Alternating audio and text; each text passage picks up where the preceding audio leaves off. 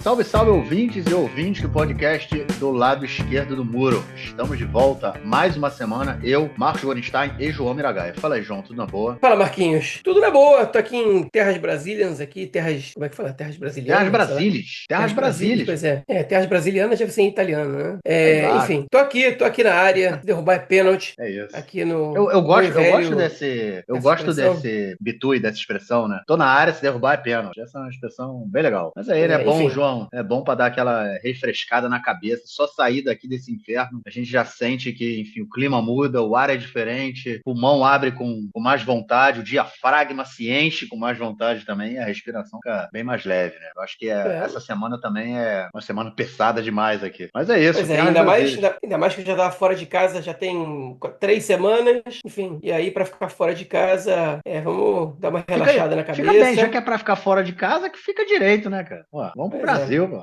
É isso. exatamente. Bom, semana tensa, intensa, como não poderia deixar de ser. E vamos então. Vamos, antes de mais nada, gravando na quarta-feira, 10h40 da noite, aqui em Israel, dia 9 de outubro de 2024, 2 dias depois de completarmos um ano desta guerra maldita e que aparentemente não tem data para ter. Vamos então passar para o nosso primeiro bloco, quebrar um pouco a nossa tradição e falar sobre um ano dessa guerra. Bom, gente, um ano desta guerra insana, dia 7 de outubro, a última segunda-feira, completamos aí, né, um ano. Na verdade, amanhã, dia 11, é o aniversário também do Yarden Bibas, que é um dos sequestrados em Gaza. Acredito que muitos dos ouvintes saibam quem é, foi aqueles sequestrados, né? Ele é o pai, ele foi sequestrado, a esposa dele foi sequestrada e 2 filhos dele sequestrados também, junto com a mãe, né? São dois, o mais novo tinha 1 ano e o mais velho, se eu não me engano, tinha 3 ou 4 anos. E amanhã o Bibas, né, o Yarden Bibas, ele completa 37 anos e é o segundo aniversário dele que ele passa o cativeiro do Hamas, uma guerra que aparentemente não tem fim. A gente não vê, né, nenhuma luz no fim do túnel nesse momento e, enfim, um ano que a gente gostaria muito de apagar da nossa memória. Apagar da história é um tanto quanto difícil, mas apagar da memória, pelo menos, tanta dor e tanto sofrimento que a gente passou por aqui, em toda a região, né, não só aqui dentro, nesse último período. E foi justamente um dia, 7 de outubro, a segunda-feira, um dia em que virou mais ou menos uma data de memória. Em Israel, a gente tem outras 2 datas de memória, que é o Yom HaZikaron, né, que é o dia em lembrança dos soldados mortos em guerra e vítimas de terrorismo. Temos também o Yom HaShoah, né, que é o dia em memória das vítimas, né, dos judeus vítimas do Holocausto. E agora, aparentemente, o dia 7 de outubro ele virou já mais um dia em memória, onde o país inteiro parou para assistir principalmente aos eventos que começaram a ser, ao final do dia, organizados aí tanto pelas famílias dos reféns, acabou sendo o evento nacional, o evento principal, e depois também passou na televisão um evento estatal, né, um evento do governo que foi feito, organizado pela ministra dos Transportes, a corrupta Miri Reg. E, enfim, um dia muito triste, um dia em que eu fiquei muito tenso, até porque o sentimento é de que no momento que a gente começa a falar muito de memória, que o 7 de outubro já ficou para trás. E, por outro lado, quando a gente tem 101 reféns, pelo menos as famílias dessas pessoas ainda continuam vivendo no 7 de outubro. Então, eu acredito que, para eles, o 7 de outubro ainda não seja, né, um momento de memória. Mas foi assim que grande parte da sociedade israelense aceitou e, enfim, transformou, né, o 7 de outubro. E aí, João, dia tenso, dia intenso, você estava por aqui ainda, pôde sentir isso também, e um dia também que tivemos que correr por os bunkers, né, várias vezes, porque foi ataque do Líbano, foi ataque de Gaza e foi ataque também vindo do Iêmen. E todo mundo teve que correr pro bunker para se proteger. Um ano de guerra e, apesar de muita destruição e morte, a gente continua atolado nessa lama até o pescoço. Pois é. Bom, nesse dia eu não tive que correr pro bunker porque eu dei uma sorte sem igual. Eu simplesmente tinha saído já de Harish, na casa dos meus sogros, quando tocou a sirene lá. E quando ela tocou na estrada, eu tava um pouco antes dos lugares onde tocou a sirene. Então eu cheguei a ver carros parados na rua, no acostamento, no caso, que ainda estavam esperando aqueles 10 minutos. Depois que já tinham passado 7, 8 minutos, a gente tomou a decisão de não parar, como vários outros carros também tomaram. Enfim, seguimos adiante. A gente entendeu que naquele momento parar ali ia ser mais perigoso, talvez, do que seguir viagem. Mas enfim, outra vez dizendo, faltavam 2, 3 minutos para passarem os 10 minutos finalmente. realmente os últimos destroços, acabar com as chances dos últimos destroços caírem sobre nós, né? Então, enfim, foi o que foi. Foi bem no lançamento do míssil dos Houthis, né, do Iêmen, que foi, na verdade, um míssil só disparado e que foi interceptado no céu. Você nem conseguia ver ali próxima à região enfim, de Tira, Farsaba, né, que era bem onde a gente estava um pouco antes, quando a gente chegou ali, você não conseguia ver a fumaça da explosão, você não conseguia ver nada mais no céu. Eu não sei aonde ele foi interceptado, mas, enfim, os mísseis que são disparados de uma altura muito, muito elevada, eles forçam que a sirene toque em muitas regiões do país. Um míssil lançado pelos Houthis, ou até lançado pelo Hezbollah mesmo, ele faz com que a sirene toque em muito mais regiões do país do que um foguete lançado pelo Hamas ou pelo próprio Hezbollah, porque esses foguetes eles viajam numa altura menor e os destroços deles não se espalham, não tem o potencial de cair em áreas tão distantes umas das outras. O raio dos destroços ele acaba sendo muito grande nesses casos. A gente vai falar sobre guerra e sobre esse tipo de coisa no próximo bloco. Vamos agora concentrar no 7 de outubro. Pois eu tava indo para o aeroporto no 7 de outubro. Meu voo foi uma saga por si só. Eu tive 2 vezes meu voo cancelado depois do ataque do Irã. Eu mudei de companhia e aí eu tive que comprar uma companhia sem conexão, porque o mais importante primeiro é sair de Israel, depois é pegar o outro voo para o Brasil, ou os outros voos, no caso, né? Que não saem necessariamente do mesmo lugar que você compra a sua passagem para sair de Israel. Tem muito poucas empresas que estão voando aqui agora. Enfim, então, muitos atrasos. Dependendo do atraso, a gente já perdeu o voo, então eu saí de Israel na segunda e cheguei no Brasil na quarta, para não correr risco de perder isso. Enfim, essa é uma saga pela qual muitos israelenses estão passando. Com certeza, muitos libaneses também estão passando por essa saga. E eu saí no meio do 7 de outubro. Todas as informações sobre o ato eu recebi no minuto a minuto no celular, até porque meu voo atrasou, mas eu não assisti as cerimônias, eu só li sobre ela. E como a gente já adiantou aqui, teve 2 cerimônias em Israel. Uma cerimônia oficial do Estado, da qual ninguém participou praticamente, quase todos os artistas, quase todos os personagens envolvidos com o 7 de outubro recusaram participação lá. O ato foi coordenado pela ministra Miri Regev e ele foi gravado e transmitido a gravação do ato. Ele não foi feito ao vivo. O ato organizado pelo Fórum das Famílias dos reféns e pelas famílias das vítimas do 7 de outubro, ele seria realizado no Parque Ayarkon, em Tel Aviv, com presença de 50 mil pessoas. Você tinha que reservar, o ingresso era gratuito, mas você tinha que reservar o ingresso e ir buscar. E por conta da situação de segurança, especialmente dos ataques do Irã, mas depois o Hezbollah também incrementou isso, o ato acabou acontecendo somente com a presença dos familiares das vítimas e dos reféns, que não deixam de ser vítimas também no caso. E ele foi transmitido ao vivo para todo o país. Teve a presença de inúmeros artistas, de inúmeras pessoas públicas que emprestaram sua credibilidade, se solidarizaram, enfim, e foi um ato muito mais significativo para a grande maioria da população que o ato do governo. Enfim, ele aconteceu sem presença de público praticamente, não porque o público não teria ido, o público teria ido, mas sim porque, como comentei, enfim, o exército recomendou não recomendou, na verdade não, proibiu a realização de eventos com determinada quantidade de pessoas, obviamente 50 mil excedia muito essa quantidade, e aí eles realizaram o evento para poucas pessoas ali e proibiram também a chegada, e as pessoas também não quiseram correr riscos, obviamente, e não foi à toa, uma vez que o Hamas, por exemplo, comemorou o 7 de outubro disparando foguetes contra Israel, contra Tel Aviv. Eles já começaram logo de manhãzinha cedo, na mesma hora que eles começaram os ataques, foi um ato de memória e de comemoração do Hamas, mas também dispararam muitos foguetes contra a região do envelope de Gaza. Depois foi a vez dos Houthis e por último foi a vez do Hezbollah. Impressionante que Israel está há 1 ano em Gaza e ainda não conseguiu, de forma alguma, né, evitar que o Hamas tenha potencial, tenha capacidade de disparar foguetes contra Tel Aviv. Não estou nem falando contra o envelope de Gaza. Contra Tel Aviv. Essa é a parada mais bizarra, né? 1 ano, cara. 1 ano. 1 ano, mais de 41 mil mortos. E é do norte de Gaza, que foi a primeira região que o exército entrou. E que ontem, morreu um soldado lá, na verdade. E isso só faz, na verdade, os nossos argumentos sejam mais lógicos, cada vez mais, quando a gente comenta que essa é uma guerra sem objetivo e que Israel deixa esses vácuos e o Hamas volta a ocupar. E a gente está vendo agora que o primeiro lugar que Israel teria liquidado a presença do Hamas, ele volta a ter não só a presença do Hamas intensa, como com capacidade para disparar foguetes contra Tel Aviv. Enfim, então, qual é o objetivo dessa guerra? Ele foi realizado 1 ano, 41 mil mortos, e nem isso o governo conseguiu evitar com seus planos, né, e com a ausência de planos, na verdade. Essa é uma situação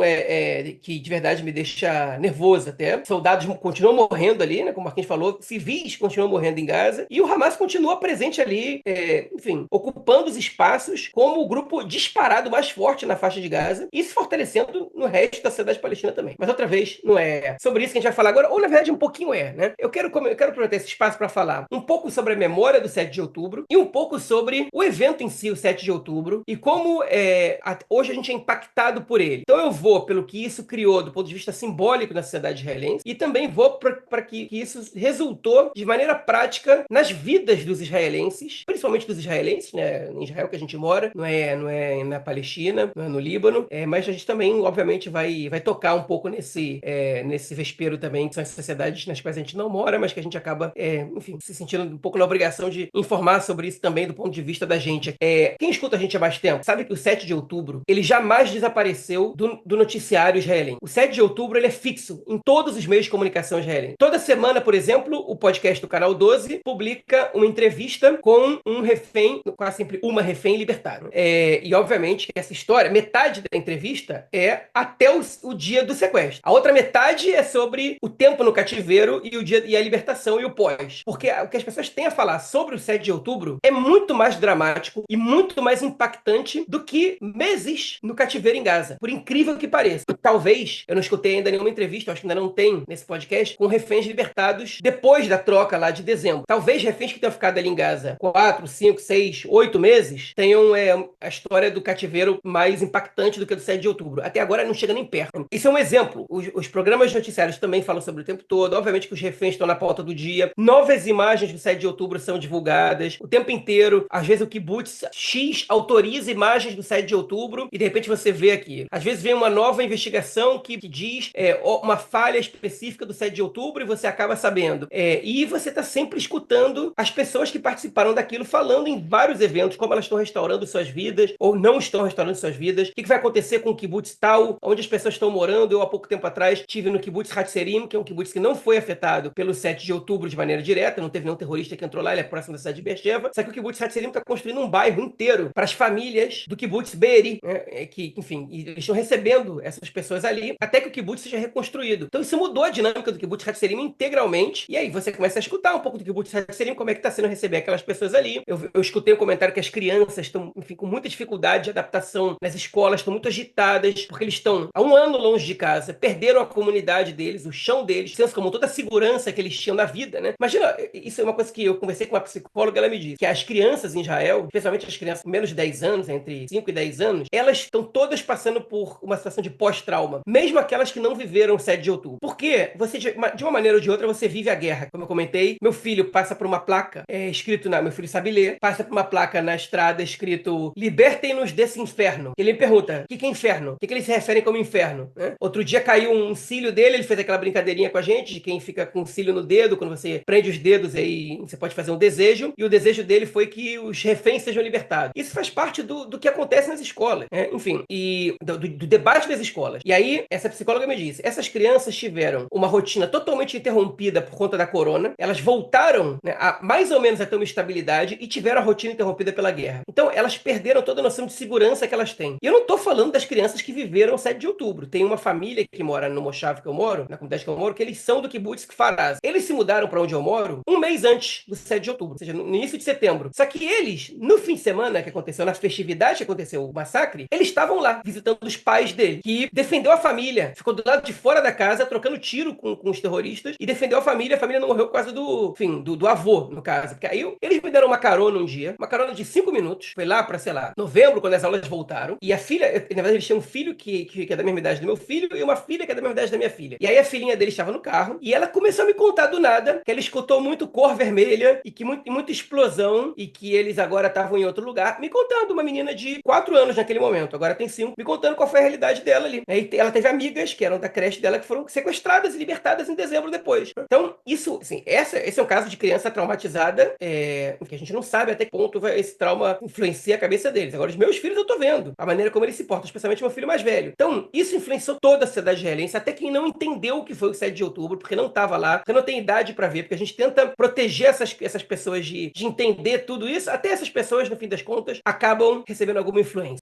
Aquilo, um israelense médio, é aquela pergunta para nossa geração, aonde você estava no dia 11 de setembro? Para um israelense, para qualquer, não para o israelense médio, para qualquer israelense, eles vão saber dizer onde eles estavam no dia 7 de outubro, o que eles sentiram, pelo que eles passaram pro resto das vidas deles. Qualquer israelense que entendeu o que estava acontecendo naquele dia, tem ele 7, 8, 9, 10 anos ou 90, não importa. Essa é a situação desse lado da história. Foi um dia muito impactante que gerou a segunda guerra até agora, mais longa pela qual o Estado de Israel passou, ainda está perdendo para a guerra de independência, e eu suspeito que ela vai ultrapassar a guerra de independência. Ela não foi a guerra com mais israelenses mortos, embora ela tenha começado com o dia no qual mais israelenses morreram em um confronto da história do país, e ela gerou um número de perdas palestinas que, segundo, né, existe uma discussão historiográfica sobre quantos palestinos haviam morrido até o 7 de outubro, e o número variava entre 50 e 80 mil. Agora foram 41 mil. Ou seja, se o número era 50 mil entre 48 e 2023, vocês podem fazer as contas, né? O número cresceu quase 100%. E se ele era 80 mil, o número cresceu 50%. É um absurdo, né? É uma guerra que, enfim, em um ano, em um confronto só. Um confronto armado absolutamente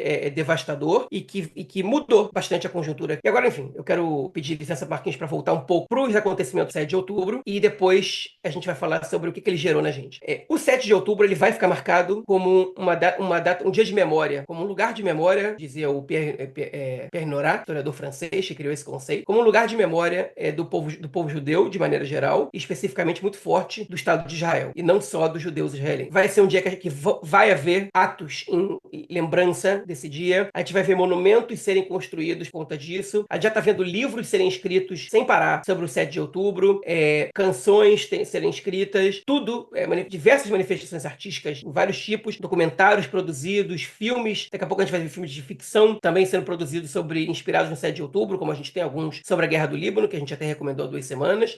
Enfim, ele vai ficar fixo no calendário israelense, e o tamanho da importância que ele vai ter no futuro vai depender do andar da carruagem. O dia do assassinato do Rabin era um dia muito importante na memória nacional israelense, e aos poucos ele foi perdendo relevância. O próprio ato ele se tornou muito menor do que ele já foi um dia. Ele deixou de ser um evento oficial do calendário nacional. Então, o futuro a gente não sabe, mas certamente nos próximos anos esse dia vai ficar marcado como um lugar de memória, e a memória que vai ser construída sobre o 7 de outubro, se não podemos deixar que isso se repita, ou se e aí você pode ir para 1000 lados com isso, né? Que os terroristas nos ataquem, pode ser um deles, ou que o Irã arme terroristas, ou por outro lado pode ser que a gente deixe a situação ficar do jeito que estava com os palestinos, para que esse tipo de massacre continue acontecendo. Várias memórias vão ser escritas sobre o 7 de outubro, como várias memórias são interpretadas do Holocausto, né? O Netanyahu diz que usa o Holocausto para atacar o Irã, sendo que não pode deixar que outro Holocausto aconteça, e a esquerda israelense, especialmente a esquerda mais radical, diz que nós não podemos ser com os palestinos o que os nazistas foram com a gente, né? Então, cada um usa a memória coletiva do Holocausto,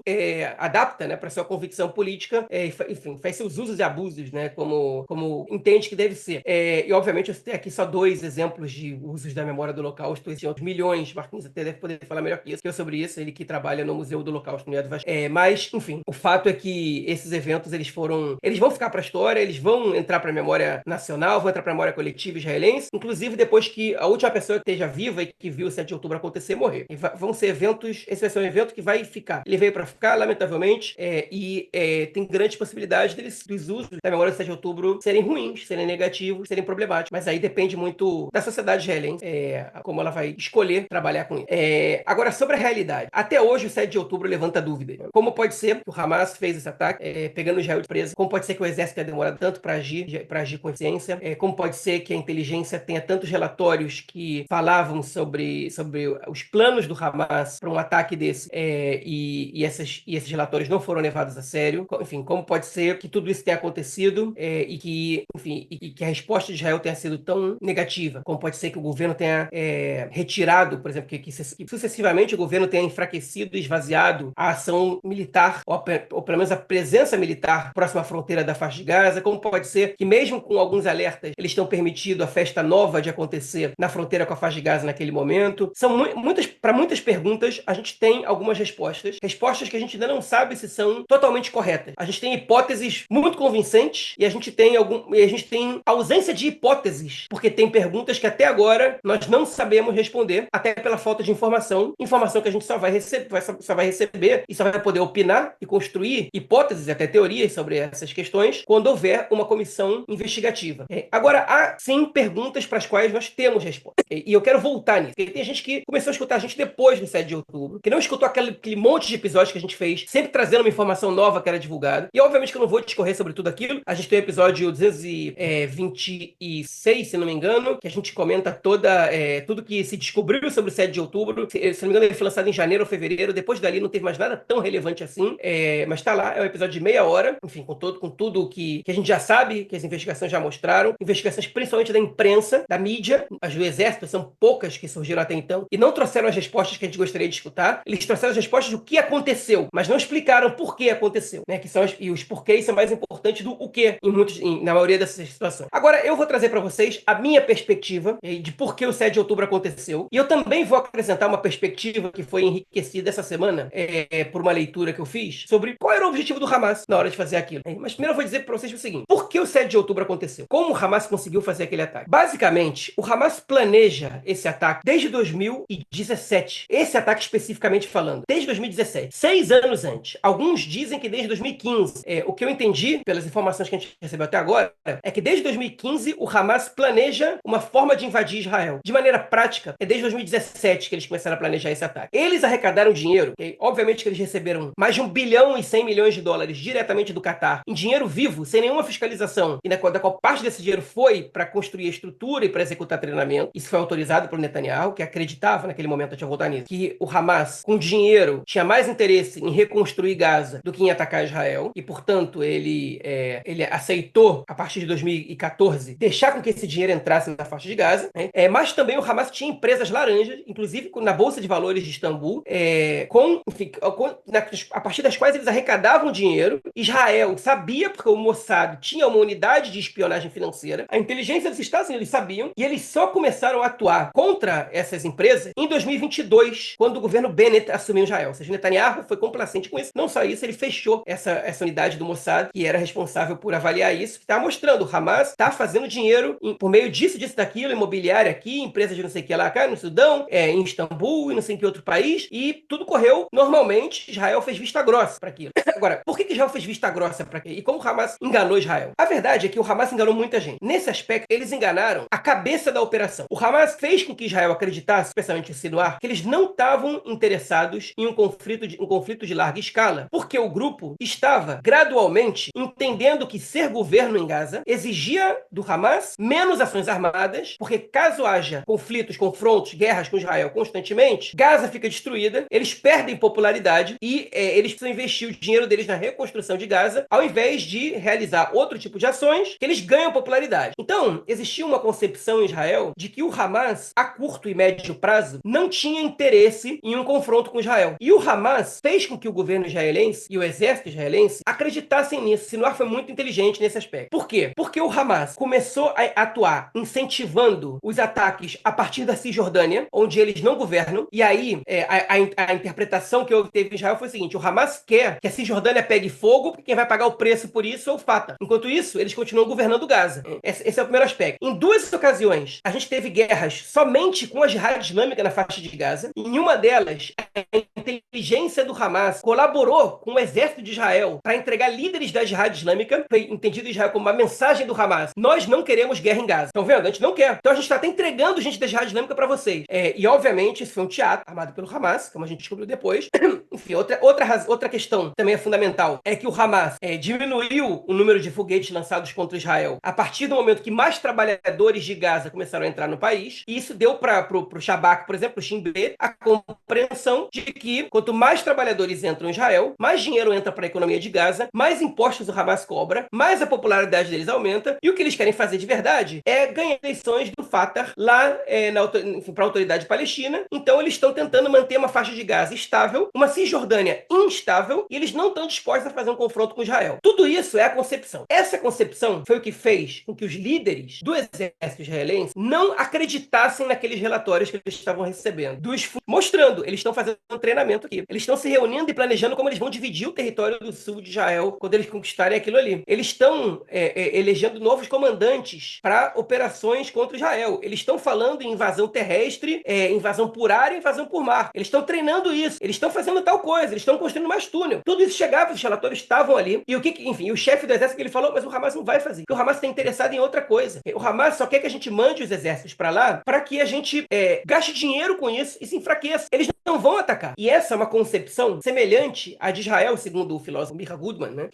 Enfim, eu não concordo com ele em quase nada, mas nesse aspecto eu acho que ele faz uma observação interessante, que é por que a guerra de Yom Kippur funcionou? Israel acreditava que a Síria e o Egito não atacariam o Estado de Israel depois do massacre humilhante que eles sofreram 6 anos antes da Guerra dos 6 Dias. Então a movimentação de tropas egípcias e síria não ia resultar em guerra, porque eles sabem que eles vão perder no final. Só que o que o exército israelense naquele momento não entendeu, e os políticos tampouco, é que o Egito e a Síria não estavam querendo fazer uma guerra para acabar com o Estado de Israel em 73. Eles queriam abalar a moral israelense, mostrar que Israel não vai estar seguro enquanto estiver ocupando os territórios pertencentes à Síria e ao Egito, e os seus objetivos eram recuperar os seus territórios. Então, quando eles atacam Israel, eles sabem que Israel vai perder aquela guerra. Quando eles atacam Israel, eles sabem que eles vão perder aquela guerra se ela for até o final. Eles sabem que a maior chance é que Israel resista e consiga reverter. Mas, no fim das contas, a vitória deles vai ser assegurada. E no caso do Egito, ela realmente foi. O Egito recuperou a Península do Sinai, alguns anos depois.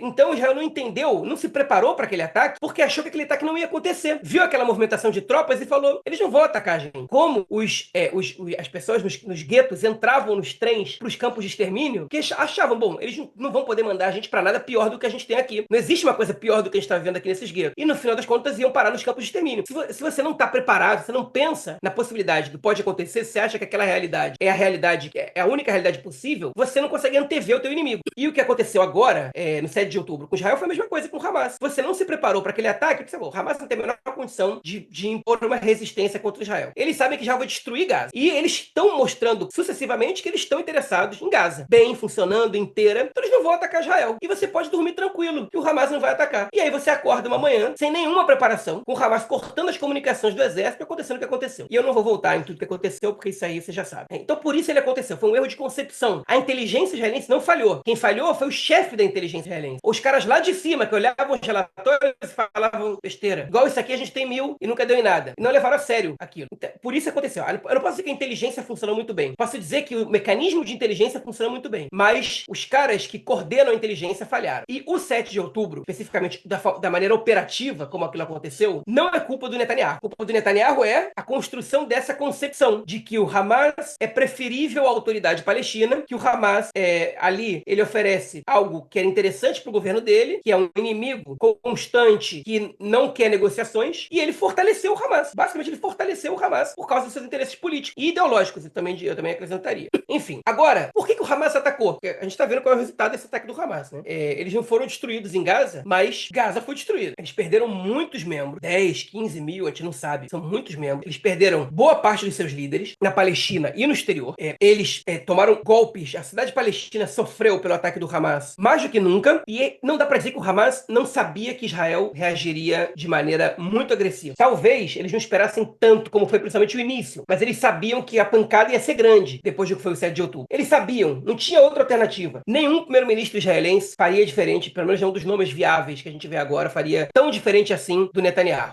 Pelo menos no início do confronto, que foi a pior parte. Então por que o Hamas fez? A gente tem várias hipóteses aqui. Eu acho que, eu diria que todas elas estão corretas. O Hamas fez isso por 5 razões, eu diria, principalmente. Uma, o Hamas, como grupo, eles precisam debilitar Israel. Eles não podem fazer o mesmo que faz a autoridade palestina. Caso contrário, eles não se diferenciam da autoridade palestina. Então, o ataque contra Israel é dar uma mostra da força dos palestinos, do orgulho palestino. Esse é o primeiro ponto. Pelo menos quem apoia a luta armada. E mostrar, olha só, para Israel, vocês não estão seguros. Esse é o primeiro ponto. Ligado a isso, o Hamas também deseja criar esses espaços de memória em Israel, que são espaços de memória negativo, que é você caminhar pelo Kibbutz Be'eri e considerar aquilo ali um cemitério humano, judaico. Então você não querer voltar a morar ali, porque aquilo te traz lembranças terríveis. Como os judeus não gostam, muitos judeus não gostam de ir para Polônia, porque sentem que estão num cemitério humano, um cemitério judaico humano, né? Um lugar onde judeus viveram destruição e catástrofe. Então, também é um objetivo do Hamas, empurrar os judeus um pouco mais para lá, né? Ainda que seja um pouco menor que o primeiro. Um outro objetivo do Hamas, técnico, era evitar que Israel acelerasse o processo de normalização com a Arábia Saudita. Eles estavam vendo que Israel estava avançando nesse aspecto, já tinha normalizado relações com outros países árabes, e agora é muito difícil que um país árabe normalize relações relações com Israel depois da pancada forte dos massacres que Israel realizou contra os palestinos na faixa de Gaza. A solidariedade árabe pelo menos das populações dos países árabes para com os palestinos é grande. Se os governos não estão apoiando tanto assim, é uma coisa. Mas o rei da Arábia Saudita não pode fazer agora, um príncipe saudita, o Salman não pode fazer um acordo com o Netanyahu. Netanyahu agora é visto como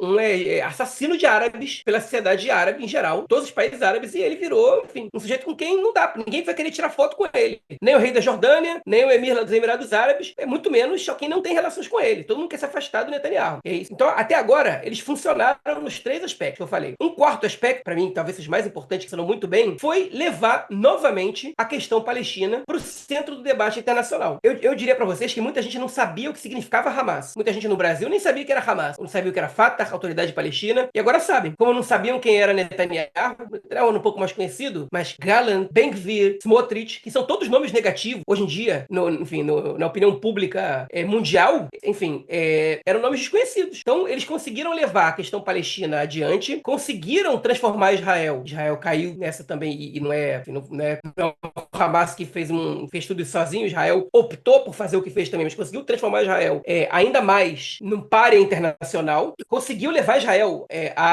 aos tribunais internacionais, tanto o país como os líderes. Mas os líderes do Hamas também estão lá. Bom, 2 já morreram, 2 já foram mortos por Israel. Falta só um que está vivo. Mas, enfim, os palestinos não estão. A Palestina não está no Tribunal Internacional. O Sinwar morreu, os palestinos estão isentos de qualquer condenação. Essa é a grande questão. Agora, bem ou mal, o Sinwar ou o Hamas serem condenados não altera a situação dos palestinos agora que estão sendo vistos no mundo inteiro. E eu vou voltar nesse ponto em um segundo. Porque o último ponto que eu acho que o Hamas deseja, e acho que houve uma falha de compreensão total de Israel, é que a luta, que aqui em Israel se chama de jihadista, pela libertação dos territórios islâmicos e pela criação do Estado palestino livre de judeus, como o Hamas prega, sempre pregou, é uma luta a longo prazo, não é curto prazo. Então o Hamas não precisa destruir Israel em um ataque do 7 de outubro. O Hamas precisa atormentar a vida dos israelenses para que as pessoas vão embora daqui. E eles conseguiram também isso. Muita gente foi embora daqui. Mas 40 mil palestinos foram mortos. É verdade, até mais.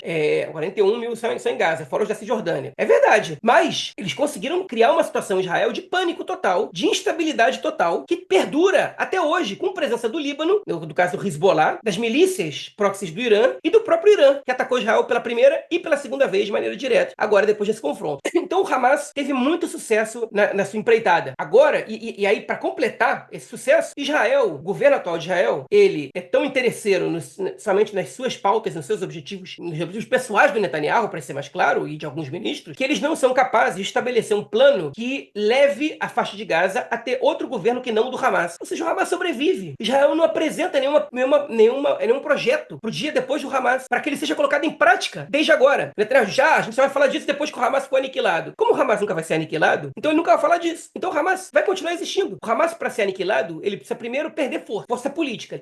Ele não pode mais ser poder. Quando ele não for poder e tiver um grupo no poder que vai dar para a população de Gaza algo melhor que o Hamas dava, a própria sociedade palestina vai escolher que o Hamas esteja fora, vai optar por deixar o Hamas de fora. O governo israelense hoje faz a mesma coisa que fazia antes da guerra. Fortalecia o Hamas, quando não trabalha nenhuma perspectiva e não deixa a comunidade internacional trabalhar nenhuma perspectiva de governo em Gaza que não inclua o Hamas. Então o Hamas sobreviveu a esse confronto pesadíssimo e conquistou todos os seus objetivos. E agora, para terminar minha fala, essa leitura que eu fiz essa semana, que foi para mim foi muito interessante, foi uma leitura do Haaretz, que foi uma entrevista feita pela jornalista Ayelet Shani, do jornal Haaretz, com o professor de História do Oriente Médio e ex-pesquisador também do Centro de Pesquisa da Knesset, Yaniv Ronen, que comenta sobre as mudanças do Hamas, que são uma relação de ovo e galinha, basicamente, com o 7 de outubro. Ele diz assim, o Hamas realmente não esperava uma resposta tão forte de Israel, mas o Hamas também não esperava o apoio que eles estão recebendo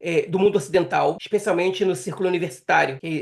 Os protestos nas universidades americanas, por exemplo, foram uma novidade para o Hamas. O Hamas nunca tinha sido apoiado de maneira aberta e tão incisiva por grupos intelectuais no mundo ocidental. E o Hamas, há poucos meses, elaborou um documento no qual eles trocam a terminologia. Foi o primeiro documento que o Hamas publica em inglês, até hoje. Todos eles só publicaram em árabe, inclusive o estatuto do grupo. Esse documento eles publicam em inglês e eles não se referem a si mesmos como um grupo islamista, como eles sempre se definiram, que deseja a libertação dos povos muçulmanos e a Palestina, inclusive, dos estrangeiros infiéis. Eles se referem a si mesmos como um grupo de libertação nacional anticolonialista que luta contra o movimento colonizador que é o sionismo. Ou seja, eles nunca tinham feito isso e adotaram a terminologia usada na academia no mundo ocidental para se referir a si mesmo. Por que eles estão fazendo isso? Porque é assim que alguns grupos estão tratando o Hamas. Genocídio também era uma expressão que o Hamas jamais tinha usado contra ações israelenses. E eles começaram a se referir ao exército israelense e ao Estado de Israel como genocidas frequentemente. O Hamas entendeu que a ação deles de 7 de outubro abriu uma janela de oportunidades nas quais eles são a vítima.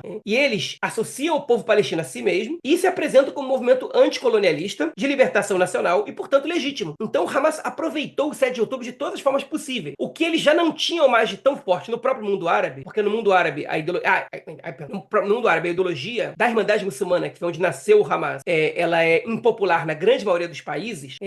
Então, o Hamas então estava isolado dentro do próprio mundo árabe, por isso que eles se aproximaram do Irã, mas a aproximação deles com o Irã é complicada, porque eles apoiaram a oposição na guerra civil da Síria, foi um embrólio danado, porque o Irã apoiou o Bashar al-Assad. Enfim, todo o apoio que eles perderam no mundo árabe e no mundo islâmico de maneira geral, eles reconquistaram no mundo ocidental, pelo menos parcialmente. E isso eles estão aproveitando muito bem. Foi mais um ponto que eles ganharam nessa brincadeira.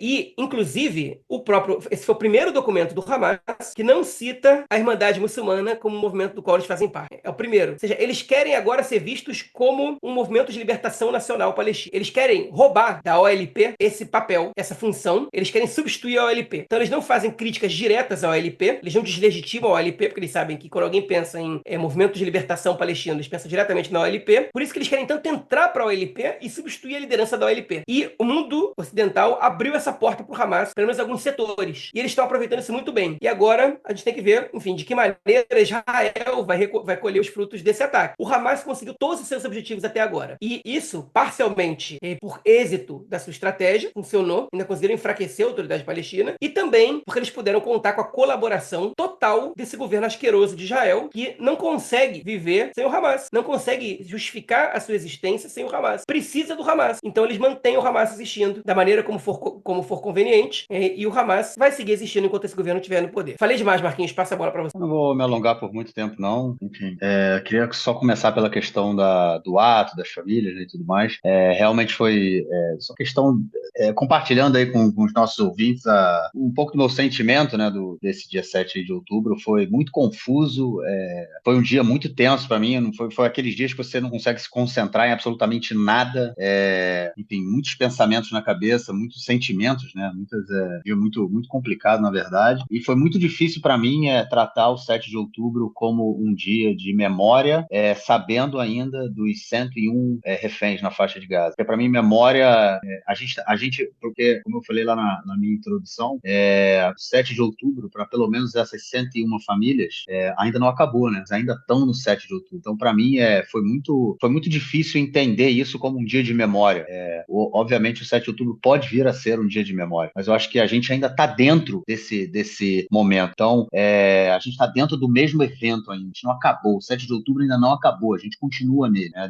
Tudo que começou no 7 de outubro é a nossa realidade até hoje, dia 9 de outubro, um ano depois. Então, para mim foi muito difícil entender isso como um dia de memória, e a minha percepção, meu sentimento maior é de que no momento em que a gente transforma isso num dia de memória, a gente deixa de falar justamente para quem ainda está vivendo isso. A gente deixa os reféns perdem espaço no momento em que a gente começa a falar de memória agora.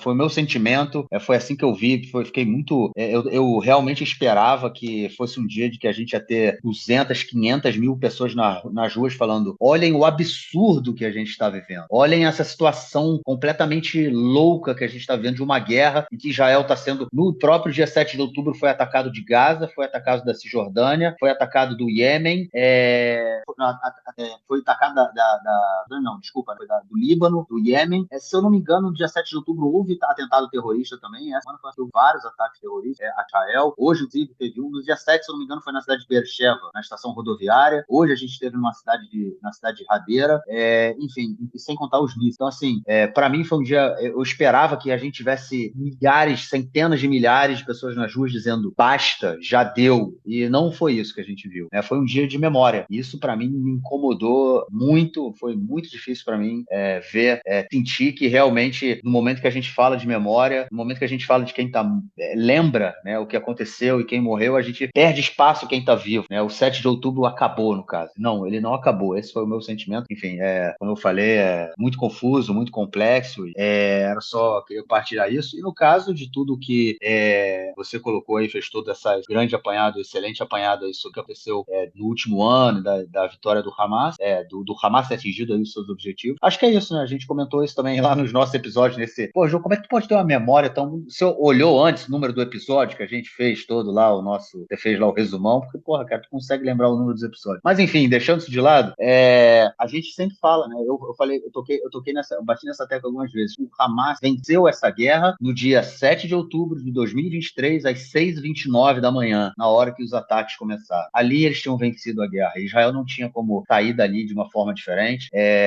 Eu concordo, talvez eles tenham sido pegos de surpresa pela violência da retaliação, da vingança, seja lá o que for, do israelense. Eu acho que talvez eles não estivessem esperando tanta violência, mas enfim, sabe, a gente acompanhou como tudo funcionou, né? Nossos ouvintes aí quiserem fazer um apanhadão nos últimos quase 60 episódios aí do último ano, fiquem à vontade para fazê-lo. Mas enfim, é mais ou menos isso que a gente viveu aqui nesse período. Então, assim, venceu a guerra, eles estão vitoriosos, né? Do lado lá, do lado da São e agora a tal da século, bateu da tecla da guerra, e o que a gente vê é cada lado político puxando a definição de concepção para o seu próprio espaço. Mas é isso, o Netanyahu, durante 14 anos, 15 anos que esteve no poder, 14 anos que ele esteve no poder até o início da guerra, quer dizer, desses 14 anos ele só não esteve no poder um ano, né, justamente no ano anterior. O Netanyahu, ele usou dessa concepção dele, que ele gerenciava o conflito. Ele, em nenhum momento, ele buscou resolver o conflito, ele buscava gerenciar o conflito. E agora, o que o Netanyahu está fazendo é exatamente a mesma coisa. Ele gerencia a guerra, né? Para mim, e aí relacionado ao meu comentário sobre esse último 7 de outubro, é inconcebível a gente ter um ano de guerra e a vida está relativamente, obviamente que a palavra relativamente já tem uma importância muito grande, relativamente normal no país, né? A grande maioria da população continua trabalhando, as crianças, a grande maioria, continuam indo para o colégio, apesar de hoje, né, a gente ter toda a região norte do país sem aula, a região que hoje está sendo atacada, né, pelo Hezbollah, onde o João mora. Enfim, é uma região que hoje está com a vida deles, de uma forma geral, está bem diferente de uma normalidade, mas ainda as pessoas não estão... a vida das pessoas continua, apesar da guerra. As pessoas vão para o trabalho, as pessoas vão fazer suas atividades, continua uma certa normalidade. O Netanyahu consegue gerenciar isso de uma forma muito, muito positiva para ele, porque a gente não vê a população israelense se revoltando, apesar de toda essa realidade que a gente vive. E aí também a gente entra na questão da empatia, da apatia da própria população. Também foi algo que a gente comentou aqui muitas vezes, né? Da solidariedade, ou da falta de solidariedade que a gente vê acontecendo aqui no dia a dia. Enfim, um ano, um desastre, muito difícil dizer, né, realmente como é que é passar por isso. Obviamente, eu sei que tem muita gente, quando ouve a gente falando, né, cara, que é difícil viver aqui, nesse momento, mais vezes, sempre fala, mas os palestinos e não sei o quê, o pessoal de Gaza tá morrendo, aquela coisa toda, como se pra gente isso não fosse importante, né? A gente sempre coloca isso e eu acho que hoje a gente tem hoje um número de ouvintes muito maior do que a gente tinha no período anterior à guerra. Eu acho que é justamente por conta da gente realmente também ter em mente, ter a preocupação, ter a empatia, a solidariedade com a população civil palestina, que são tão inocentes quanto nós, né? E quantos tantos que foram assassinados pelo Hamas, tantos quantos foram assassinados pelas bombas israelenses na faixa de Gaza e na Cisjordânia. Então, eu me sinto muito à vontade aqui para falar que é muito difícil, apesar da gente viver aqui do lado vitorioso da guerra, eu estou colocando aqui entre aspas, né, porque, como a gente falou, Israel não é o lado vitorioso, mas todo lado mais forte. Vitorioso não é a palavra correta, mas o lado mais forte da guerra. Então é muito difícil a gente... então eu me sinto muito à vontade, porque é muito difícil, né, viver aqui durante uma guerra, mesmo que eu esteja do lado mais forte da guerra, eu não sou do lado que está sofrendo bombardeio constantemente, quer dizer, sofro, né? Mas eu sou do lado que sabe, tem meios tecnológicos de se defender bombardeios que tem sofrido, sou do lado que é o mais forte, né? Então, mas independente disso, é muito guerra, é muito tenso, a gente sai da normalidade, a gente sai de uma realidade de calmaria, a gente está o tempo todo tenso, a gente não sabe quando pode ter sirene tocando. Hoje mesmo eu estava dando aula e a mãe de um aluno perguntava: vem cá, onde é que é o bunker? Tipo, essa é uma realidade que a gente realmente quer viver. E o João contou a história dos filhos dele, né?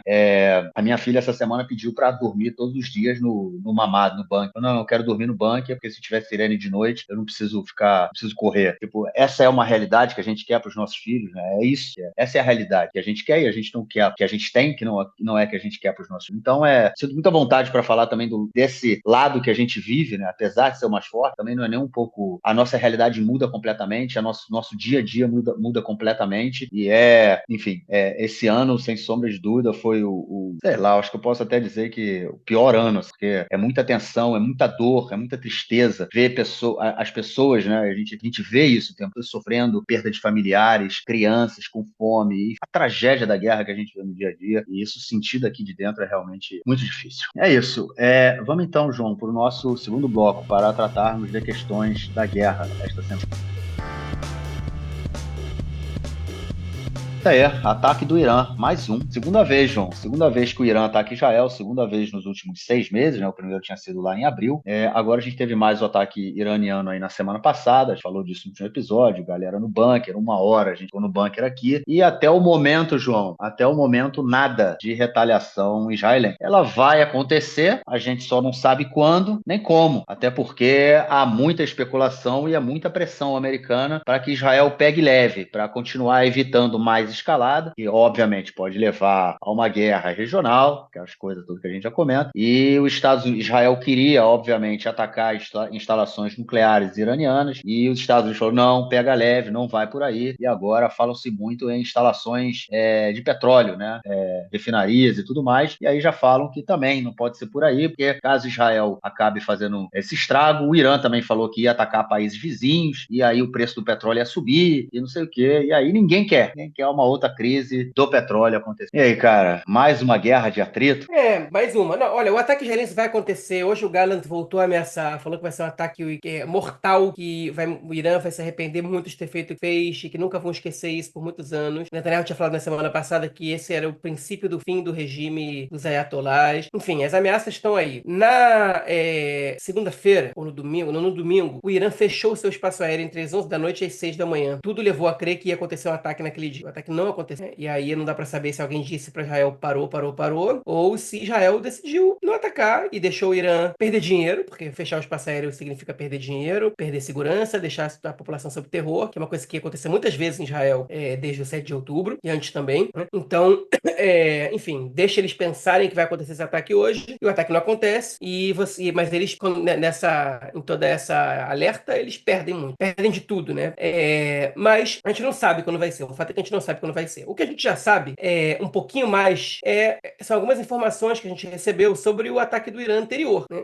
O Irã, por exemplo, Israel admitiu que o Irã acertou diversas bases, que atingiu bases militares israelenses, não diversas. A gente viu uma foto aérea feita por satélite, que foi publicada na agência AP, de algumas destruições na base de Nevatim. Não era muito grande, não era muito significativo, a gente não viu aviões destruídos. Então, a gente não tem como saber o dano dos ataques iranianos de maneira geral contra instalações militares israelenses. Quando se fala de espaços civis, não tem como esconder, mas quando se fala de militares, o exército não comenta. Então, eles comentaram dessa vez, porque pelo jeito era impossível esconder, mas eles comentaram algo como: foi pequeno, foi destroço, tratou de destroço. Tem vídeos que mostram muitos fragmentos caindo sobre Nevatim. Se são fragmentos se são realmente mísseis que estão caindo ali diretamente, ou são fragmentos, são destroços de mísseis interceptados que estão caindo ali, não dá para saber. Pela velocidade, eu, que não sou nenhum especialista nisso, entendi que a gente está falando ali principalmente de destroços. E aí o Marquinhos até perguntou, mas são destroços, mas eles estão pegando fogo ali, ou eles estão,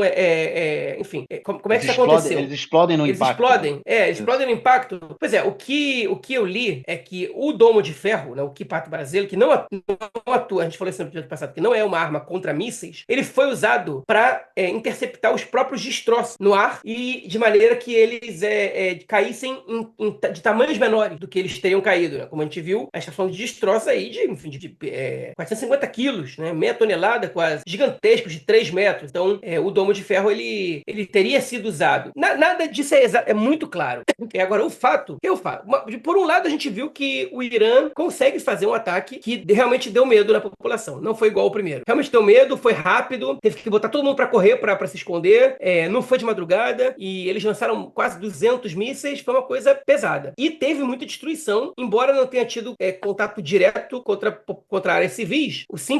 A simples explosão de um míssil desses próximo a construções civis já causou uma destruição grande, como a gente comentou na semana passada, em Herzliya e em Oda Sharon, duas cidades ao norte de Tel Aviv. Por outro lado, eu escutei isso de um cara que falou em off, um membro de alta patente das Forças Armadas israelenses, que a gente já viu o que o Irã pode fazer. Eles não têm muito mais além disso. O que eles podem fazer é lançar mísseis. O que o Irã vai fazer além de lançar mísseis? Que as armas do Irã a gente já conhece. Eles têm mísseis balísticos, mísseis de cruzeiro e drone. E pronto. E a gente está preparado para isso. O Irã não tem grandes poderes para fazer algo muito mais que isso. Eu desconfio um pouco desse comentário. Eu acho que o Irã... Eu acho não. Sabe que o Irã tem capacidades cibernéticas para fazer ataques. A gente sabe que o Irã tem outros meios também de fazer ataques e uma grande quantidade de drones e mísseis que eles podem soltar ao mesmo tempo e que podem dificultar muito a interceptação. Mas a gente também sabe que o Irã tem umas forças armadas que não se destacam, por exemplo, por ter aparelhos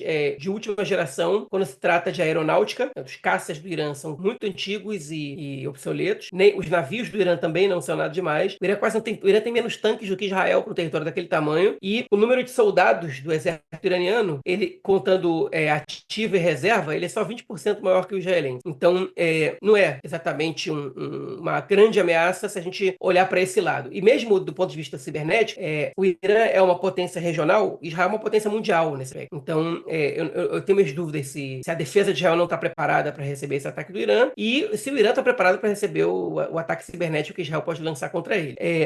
Eu acho que eu não tenho muitas dúvidas que Israel pode fazer mais mal para o Irã do que o Irã pode fazer para Israel se houver uma guerra com somente 2 atores. Mas essa guerra com somente 2 atores, ela é uma ficção, porque o Irã tem diversas milícias pró que atacariam Israel, certamente, em caso de uma guerra entre países, e Israel tem os Estados Unidos e alguns outros países aliados dos Estados Unidos, que também auxiliariam Israel, não só na defesa, né? Eu acho que se Israel atacasse, por exemplo, o reator nuclear iraniano com seus caças, os Estados Unidos provavelmente dariam cobertura para esses ataques e atacariam, por exemplo, a bateria antiaérea iraniana.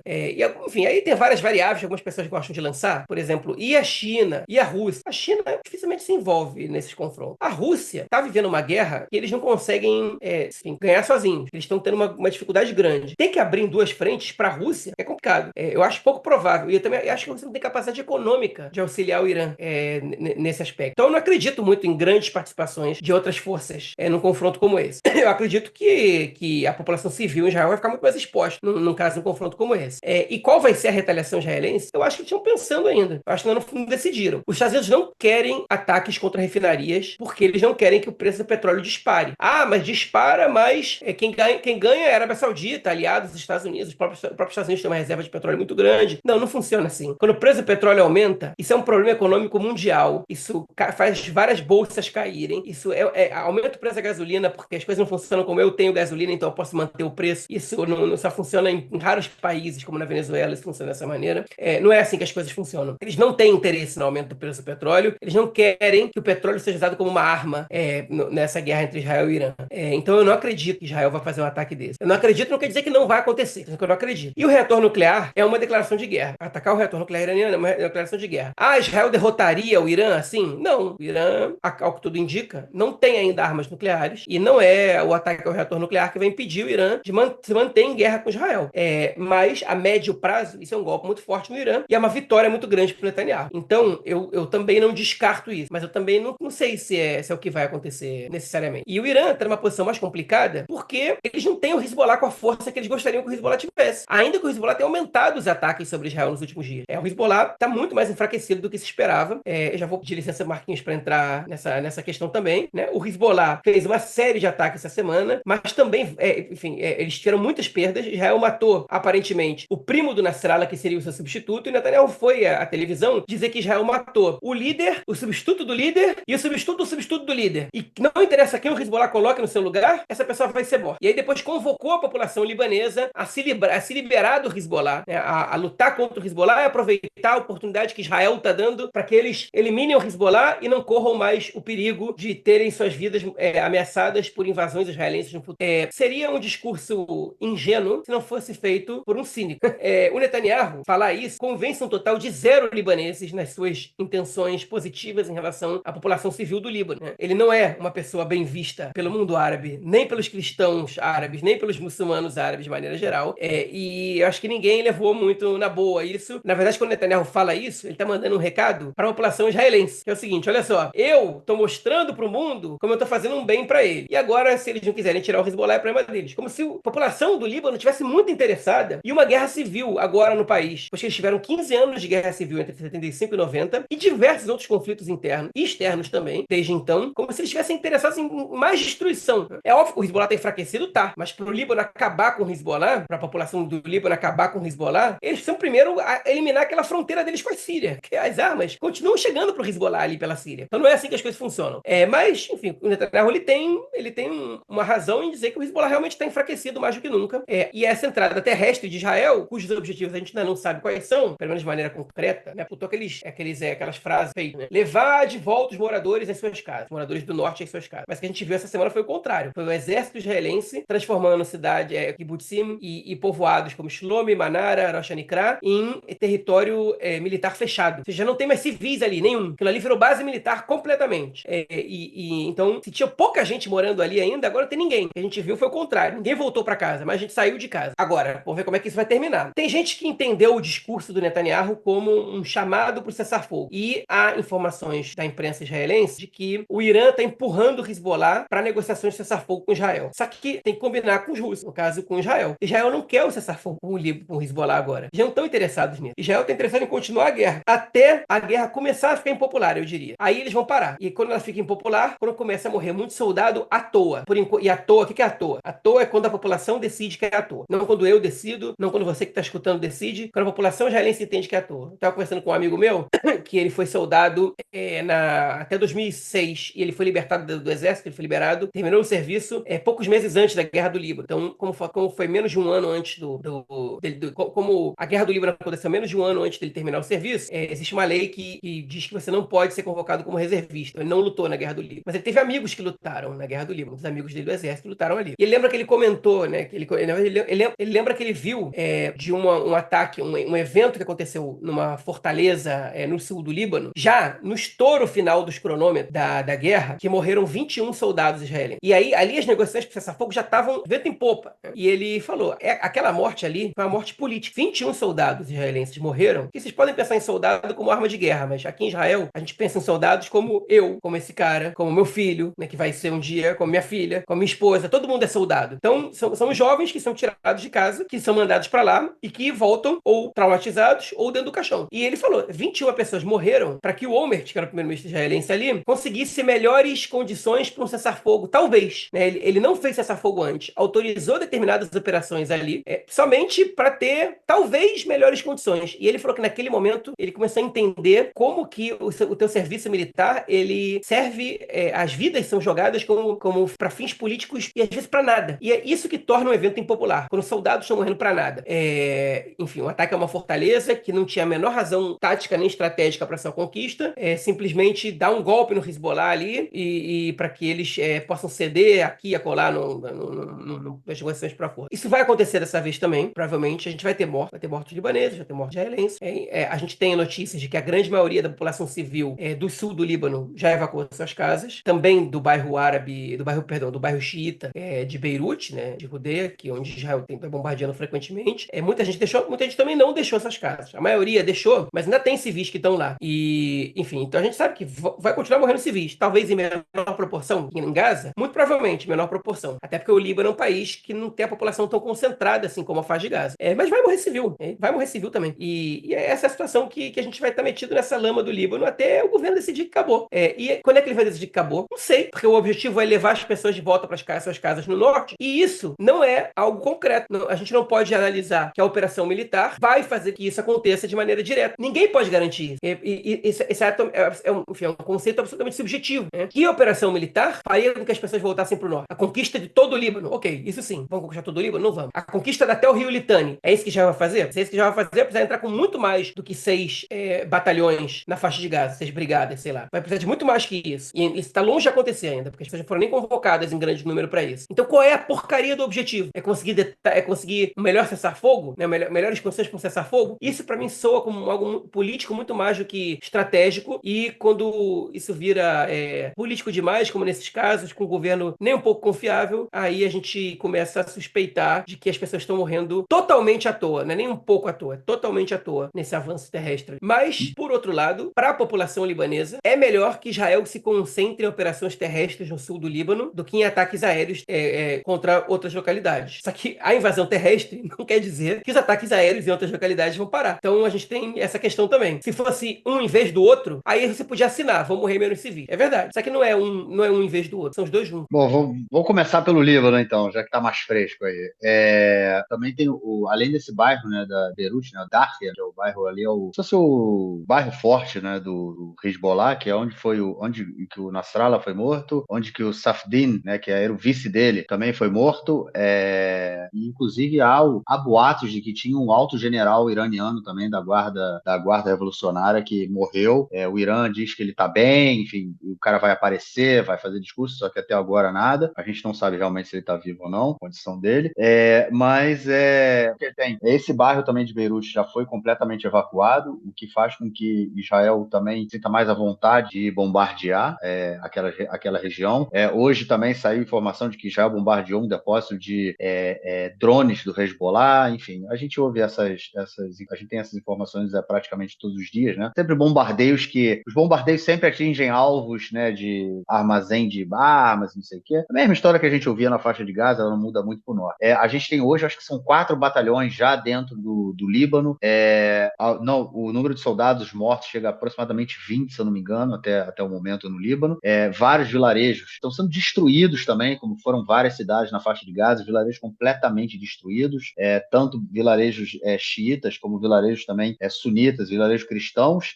Naquela região do sul do Líbano também, né, vivem muitos palestinos, né, os palestinos são sunitas, então a gente tem uma população bem mista, mas como o João falou também, boa parte dessa população já fugiu daquela região. Quem ficou, obviamente, são combatentes, a grande maioria deles, né, são combatentes do Hezbollah, e houve também muitos combatentes que também já passaram para o norte do rio Litani, que é onde Israel quer desenhar ali uma zona em que o Hezbollah não passa para baixo. Na verdade, essa faz parte da resolução da ONU, né, que a gente comentou no último episódio, só que agora Israel tenta fazer isso de uma forma na força, vamos dizer assim. Agora, realmente falta ainda a questão estratégica, da mesma forma que faltava na questão de Gaza. Qual é a estratégia que a gente vai ver? Gaza, a gente está afundado até o pescoço na chamada lama de Gaza. E no Líbano, possivelmente, a gente vai fazer a mesma coisa, porque, mais uma vez, a gente não tem estratégia. O que a gente já tem são setores da extrema-direita, inclusive, pedindo a colonização do sul do Líbano. Olha só o nível da rapaziada, né? Não só a faixa de Gaza, eles querem também conquistar e colonizar um território soberano de um vizinho. Olha só o nível da rapaziada. Mas, enfim, eles se organizam para isso.